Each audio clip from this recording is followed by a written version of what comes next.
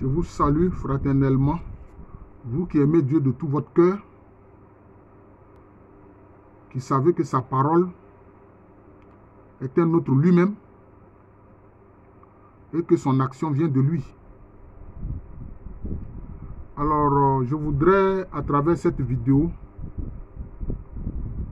faire le commentaire d'un passage de l'Évangile. Il s'agit du passage de l'Évangile dans lequel, je crois que c'est Philippe, qui vient trouver Nathanaël et qui lui dit, nous avons trouvé le Messie. Parce qu'il faut savoir que les Juifs attendaient le Machia. Le Messie, ils l'appellent Machia. C'est celui qu'ils attendent. Même encore aujourd'hui, ils continuent d'attendre le Machia, le Messie. Et qu'est-ce que Nathanaël a dit? Il dit quoi? Jésus de Nazareth? De Nazareth, quoi de bon peut sortir de Nazareth? Quoi de bon peut sortir de Nazareth? Parce qu'il faut oublier, faut pas oublier une chose. Hein. Nazareth, c'est en Galilée. Nazareth, c'est en Galilée. Ce n'est pas en Judée. Parce que ceux qui se targuaient d'être vraiment les plus proches de Dieu, qui connaissaient Dieu, etc., c'était les gens de la Judée. Hein, où est Jérusalem, où est le temple de Yahvé, le temple de Dieu. Maintenant, dire que le Messie est de Nazareth en Galilée, Nathanaël a dit, mais qu'est-ce qui de bon peut sortir de Nazareth? Voilà. Et ça, c'était un peu les idées de la plupart des Juifs. Hein. C'est tous ceux de la Judée qui étaient très fiers, un peu même à la limite un peu orgueilleux, pensaient qu'ils connaissaient Dieu que les autres, mieux que les autres. D'ailleurs, on a vu ce passage de l'Évangile où le Seigneur parle du pécheur et du pharisien.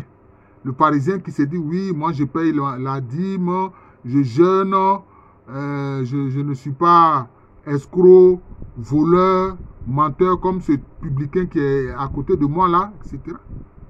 Mais le publicain qui se frappe la poitrine, qui dit, oh Seigneur, prends pitié de moi, prends pitié du pauvre pécheur que je suis. Jésus a dit, quand chacun doit rentrer à la maison, celui qui a été trouvé juste par Dieu, c'est le pécheur, c'est le publicain.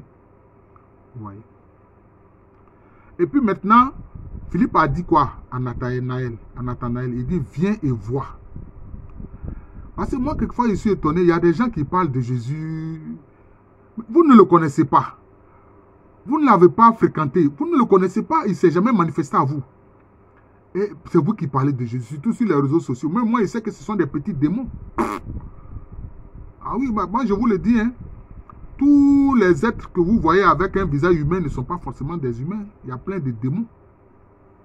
Hein?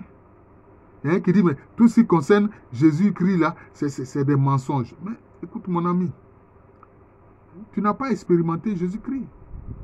C'est tout. Tu n'as jamais goûté le miel. Comment est-ce que tu peux parler du miel? Tu n'as jamais goûté du miel. Comment est-ce que tu peux parler du miel? Comment est-ce qu'on peut parler de ce qu'on ne sait pas? C'est ce qu'on voit. Mais quand Nathanaël est venu à Jésus,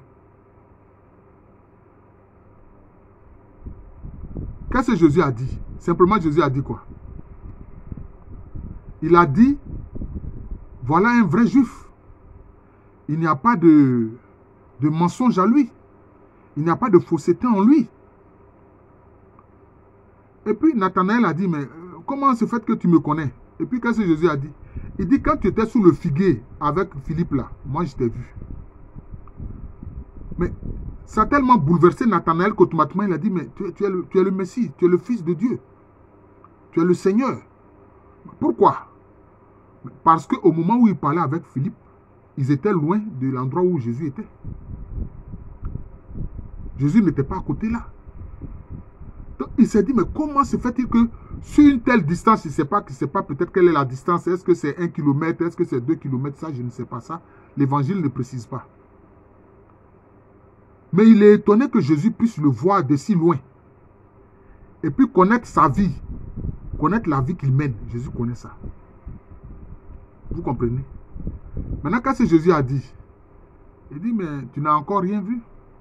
Que diras-tu quand tu verras les anges monter et descendre sur le Fils de l'homme? C'est sur cet aspect-là que je veux, frères et sœurs, orienter mon commentaire. Jésus, fils de l'homme, fils de Dieu. Parce qu'au départ, quand Jésus parle, fils de l'homme, fils de l'homme, fils de l'homme. Après, maintenant, il se révèle fils de Dieu. Parce que c'est un de ses aspects. C'est pour ça qu'il est proclamé dans la foi. Jésus crie vrai homme et vrai Dieu. Voilà. Parce qu'en tant que médiateur entre les hommes et Dieu, il est homme. Mais en tant que parole éternelle de Dieu, il est Dieu de toute éternité. Voilà. Il s'est fait homme incarné, conçu de l'Esprit Saint, né de la Vierge Marie pour venir sauver les hommes. Maintenant, qu'est-ce qu'il a dit à Nathanaël? C'est ce point-là. Il dit, mais que diras-tu quand tu verras les anges monter et descendre sur le Fils de l'homme? Pourquoi est-ce que les anges vont monter et descendre sur Jésus? Pourquoi? Et pourquoi est-ce qu'il en est ainsi? Mais parce que Jésus, en tant qu'homme, parce que lui, il est l'homme parfait, l'homme qui n'a jamais péché. Cela s'appelle l'homme primordial, l'homme universel. D'ailleurs, dans le judaïsme, cet être est appelé Adam Kadmon. Il est appelé Adam Kadmon. C'est l'homme parfait, l'homme universel qui n'a jamais péché. L'homme primordial, qui est différent d'Adam. Adam qui est appelé Adam Rishon. Dans la tradition juive, Adam qui a péché là, le mari de Ève là, lui on l'appelle Adam Rishon. Mais le Christ, lui, il est appelé Adam Kadmon. C'est ça, Adam Kadmon.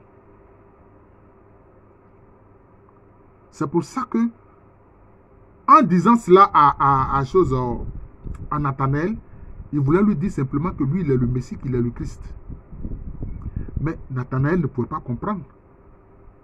Parce que c'était un mystère, c'est un mystère dont il parlait. Quand tu verras le Fils, quand tu verras les anges de Dieu monter et descendre sur le Fils de l'homme. Mais pourquoi les anges montent et descendent? Parce que en tant que Christ, lui, il est la grâce. À sa droite, les anges montent. À sa gauche, les anges descendent.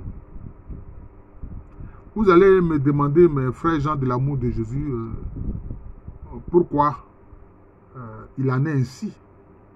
Les anges qui montent, ce sont les anges de la miséricorde. En fait, ça concerne les attributs, les anges qui servent la miséricorde divine.